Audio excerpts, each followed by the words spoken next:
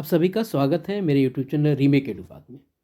कल बिहार सरकार के कैबिनेट ने बिहार विद्यालय विशिष्ट शिक्षक नियमावली 2023 को पास कर दिया और इस नियमावली के आधार पर सक्षमता परीक्षा देकर जो भी नियोजित शिक्षक हैं वो विशिष्ट शिक्षक कहलाएंगे और उनको राज्यकर्मी का दर्जा मिल गया। राज्यकर्मी का दर्जा मिलने से अभिप्राय यह है कि राज्य सरकार की जो भी कर्मी हैं उनको मिलने वाली सारी सुविधाएं, तो चूँकि जो भी क्या सुविधाएं होंगी, क्या क्या वेतन होगा और किस आधार पे विशिष्ट शिक्षक कहलाएंगे, ये एक अलग बात है। अब मुद्दा एक दूसरा उठ रहा है और उसी मुद्दे पे ये वीडियो मैंने बनाने का और अपना मंतव्य रखने का प्रयास किया है।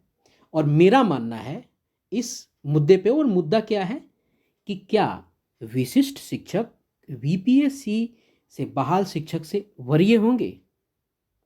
जो ये बिहार गजट निकाल दी गई इस नियमावली के लिए, जो बिहार विद्यालय विशिष्ट शिक्षक नियमावली है, बिहार गजट भी निकल गया है, तो क्या हम ये जो बीपीएससी के शिक्षक हैं और विशिष्ट शिक्षक हैं, क्या एक समान हैं? हाँ, ये एक समान है, दोनों एक समान हैं।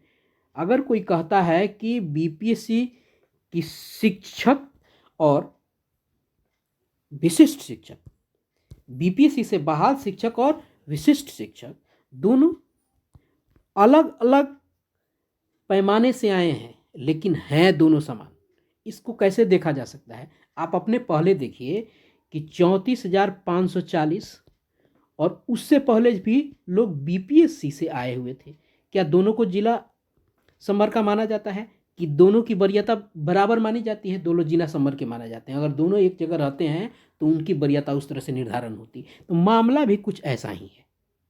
और मामला इस तरह से भी देखा जा सकता है कि जो टेट बहाल होके आए उससे पूर्व भी आपको जो शिक्षा मित्र से प्रमोट होकर नियोजित शिक्षक थे उनके साथ भी वरीयता का मामला वहीं आया। अलग अलग पैमाने से दोनों आए हैं, ये पैमाना है मामला। उसी तरह मामला यहाँ बनता है कि जो बीपीएससी के शिक्षक से बहाल शिक्षक हैं और विशिष्ट शिक्षक हैं, दोनों का पैमाना अलग अलग है। क्या मेरे कहने से ये पैमाना अलग अलग माना जा सकता है? क्या दोनों एक समान है? क्या मेरे कहने से हो सकता है?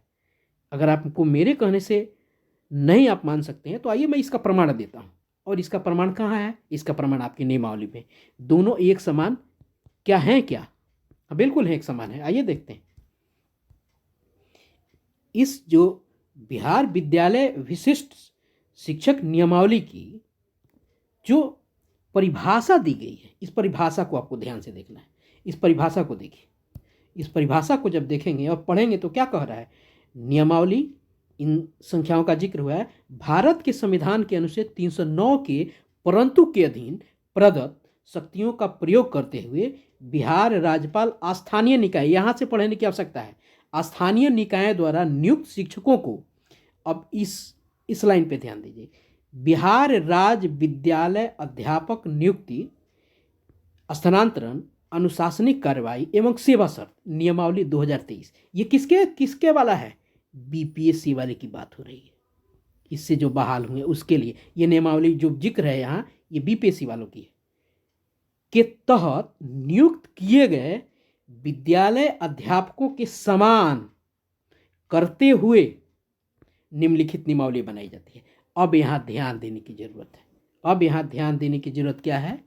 यह तो बात हो गई बीपीएससी वालों की, यहाँ क्लियर हो गया ना बीपीएससी वालों की, ये बीपीएससी वालों का हो गया, बीपीएससी वालों का। और इसी के समान अब इसको हम देखते हैं, इसके समान करने हेतु निम्नलिखित नियमावली में किसके समान? इस बीपीएससी के समान।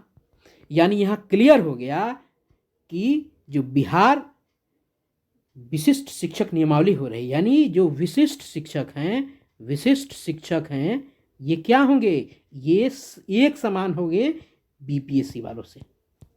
क्लियर है? यहाँ आपकी नियमावली ही यहाँ कह रही है कि अध्यापकों के समान जब कोई चीज़ एक बराबर हो जाएगा तो दोनों की मान्यताएं तो बराबर हो जाएंगी, दोनों की सारी चीज़ें बराबर हो जाएंगी। अब दोनों बराबर है। इस तराजू पे जो है इधर और इस इधर जो है, जब दोनों जब बराबर हो जाएंगे, एक समान हो जाएंगे, तो इसकी एबिलिटी, इसकी क्रेडिबिलिटी किसके समान हो जाएगी? दूसरे वाले के समान हो जाएगी, क्योंकि इसको माना क्या जा रहा है? एक समान माना जा रहा है। अब बात आती है कि समान तो हो गए, लेकिन वरीय कैसे हो गए? वरीय, चूंकि अभी तो बीपीएससी से लोग तो बहाल हो गए हैं, बीपीएससी वाले तो बहाल हो गए हैं, और जो बहाल हो रहे हैं, तो हम लेके चलते हैं कि जो बहाल हो गए हैं, चाहे टीआरई 2 में जो बहाल होके अब कुछ दिन में आ ही जाएंगे, हम टीआरई 1 को ही लेके चलते हैं, हम टीआरई 1 को ही लेके चलते हैं, टीआरई 1 को ही लेके चलते हैं। अब देखिए, जब टीआरई 1 वाला तो बहाल हो गया है, अभी विशिष्ट शिक्षक भी की जो परीक्षा है वो हुई नहीं है, या तो अभी भी विलम्ब है, अभी ये विशिष्ट वाला मामला अभी चल ही रहा है, तो होगा कैसे भाई? ये होगा कैसे, इसको हम जानेंगे। अब देखिए, विशिष्ट शिक्षक जो परीक्षा जिसकी अभी हुई नहीं, बीपीएस वाले की परीक्षा हो गई, इसकी परीक्षा हो गई, और बात हो गई है कि दोनों बराबर हैं, ये दोनों के दोनों बराबर हैं, लेकिन इसकी परीक्षा तो इसका तो पता नहीं है कहाँ है, कब होगा ये किसी को खबर नहीं, किसी को जानकारी इसकी है नहीं, कब होना है, क्या कैसे होना है। तो बराबर और वरीय जब हो गए हैं, तो वरीय कैसे होंगे? तो आइए इसको जानते हैं। अब देखिए, जब बराबर हो गए हैं और बीपीएससी वाले बहाल हो गए, लेकिन अभी विशिष्ट शिक्षक वाले विशिष्ट बने नहीं, परीक्षा हुई नहीं इनकी। अब देखिए, यहाँ कह क्या रहा है कि जो यह नियमावली जो आई है, उसका कंडिका 7 जो है उसको देखने की जरूरत है। वो कह क्या रहा है कि जिला स्तर पर, क्योंकि जब सक्षमता हो जाएगी, विशिष्ट शिक्षक हो जाएंगे, तो विशिष्ट शिक्षक जिला स्तर के हो जाएंगे, विशिष्ट शिक्षकों की एक वरीयता सूची संधारित की जाएगी, और शिक्षकों को प्रत्येक श्रेणी, प्राथमिक, मध्य, माध्यमिक, उच्च माध्यमिक के लिए विषयवार एक अलग वरीयता सूची तैयार होगी। यानी इन सब की जो भी कोटिवार ये जो शिक्षक हैं, प्राथमिक के हों, मध्यम के हों, माध्यमिक के हों, इनकी क्या होगी? एक वरीयता सूची बनाई जाएगी। बात अभी केवल विशिष्ट शिक्षक की हो रही है, तो बात ये नहीं कि कुछ लोग कहेंगे कि विशिष्ट शिक्षक की ने वरीयता सूची उनकी अलग बनाई जाएगी। तो साहब, जब विशिष्ट शिक्षक की वरीयता सूची बनाई जाएगी और वो बीपीएससी वाले के समान माने जा रहे हैं, तो यहाँ जो वरीय होंगे वहाँ बीपीएससी वालों के इक्विवेलेंट होने के बाद वो वरीय हो जाएंगे ना। आइए कैसे वो वरीय होंगे? अब देखिए, तो वरीयता सूची तो अभी बनी नहीं है, आगे आने वाले दिनों में वो बनेगी। तो बनेगी तब कैसे निर्धारण होगा? तब आगे बनने के बाद तो क्या जब बनेगा उसी दिन से उसका निर्धारण हो जाएगा क्या? जबकि बीपीएससी वाले तो बहाल हो गए हैं, अब विशिष्ट शिक्षक को भी बहाल होने बाकी है। तो जब बहाल होंगे तब ना उनकी वरीयता सूची बनेगी। तो वरीयता सूची जब बनेगी तो उसमें ख्याल किस चीज़ का रखा जाएगा? तो ख्याल रखा जाएगा, यहाँ लिखा हुआ है कि विशिष्ट शिक्षकों की वरीयता निम्नलिखित मानदंडों के अनुसार तैयार की जाएगी। और मानदंड क्या होगा साहब? तो मानदंड होगा, आपको पहला पॉइंट देखिए, स्थानीय निकाय शिक्षक के रूप में प्रशिक्षित वेतन प्राप्त करने की तिथि। ये सबसे बड़ा आपको प्रमुख बात है। जिस दिन से प्रशिक्षित वेतनमान मिला है, आप उस दिन से आपकी सेवा की गणना वो करेंगे। क्लियर है? ये है वैचारिक रूप से, और इसी दिन से वो आपको ये वरीयता उस दिन से आपको मानी जाएगी। तो जब प्रशिक्षित वेतनमान जिसने भी पाया होगा, भाई बीपीएससी वालों से तो पहले पाया होगा, बीपीएससी वाले तो अभी बहाल हुए हैं, अभी हाल कुछ दिन पहले बहाल हुए, तो कोई भी नियोजित शिक्षक होगा तो उनसे पहले ही होगा ना। अब माना भी गया है कि दोनों एक समान हैं। अब मान लीजिए कि दोनों बीपीएससी वाले और विशिष्ट शिक्षक बराबर हैं, बीपीएससी और विशिष्ट शिक्षक माना गया है, कुछ देर पहले एक समान माना गया है। अब जब ये माना गया है विशिष्ट शिक्षक को बीपीएससी वालों के, अब जब इनका निर्धारण, वरीयता निर्धारण हो जाएगा, और ये बहाल हुए अभी 2023 में। अब विशिष्ट शिक्षक कब बहाल हुए? विशिष्ट शिक्षक बहाल हो गए बहुत पहले। विशिष्ट शिक्षक आपको बहाल हो गए बहुत पहले से। कुछ लोग 2006 से हैं, कुछ लोग 2013 के बाद आए हैं, कुछ लोग 2013 के बाद आए हैं, 2019 वाले भी आए हैं। ये सारे के सारे इनसे अपने संवर्ग में वरीय होंगे। और संवर्ग क्या होगा? प्राथमिक प्राथमिक में, माध्यमिक माध्यमिक माध्यमिक में, मध्य मध्य में, उच्च माध्यमिक उच्च माध्यमिक में। इसलिए ये हैंस प्रूफ है कि वरीय ही होंगे आपको विशिष्ट शिक्षक बीपीएससी वालों से। क्लियर हो गया?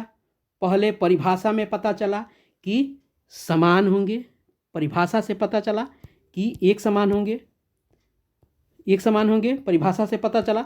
उसके बाद आपको आगे हमने देखा कि उनके प्रशिक्षित वेतनमान से उनको माना जाएगा, उनकी वरीयता निर्धारण होगी। तो समान माना ही गया और वरीयता निर्धारण आपको कब से हो जाएगा? प्रशिक्षित वेतनमान से। ठीक है, वरीयता उनका निर्धारण कब से हो जाएगा? आपको प्रशिक्षित वेतनमान से। इस तरह से क्लियर हो गया है कि विशिष्ट शिक्षक ही वरीय होंगे अपने संवर्ग में बीपीएससी शिक्षक। आशा है मेरे विचार से आप सहमत होंगे और इस तरह से चीज़ें क्लियर हो गई होंगी कि विशिष्ट शिक्षक वरीय होंगे बीपीएससी शिक्षक से। आगे आने वाले वीडियो में मैं इस चीज़ को क्लियर कर दूंगा कि सक्षमता परीक्षा अगर नहीं देते हैं तो क्या होगा। इंतज़ार कीजिए अगले वीडियो का। आपका बहुत बहुत धन्यवाद। जय हिंद।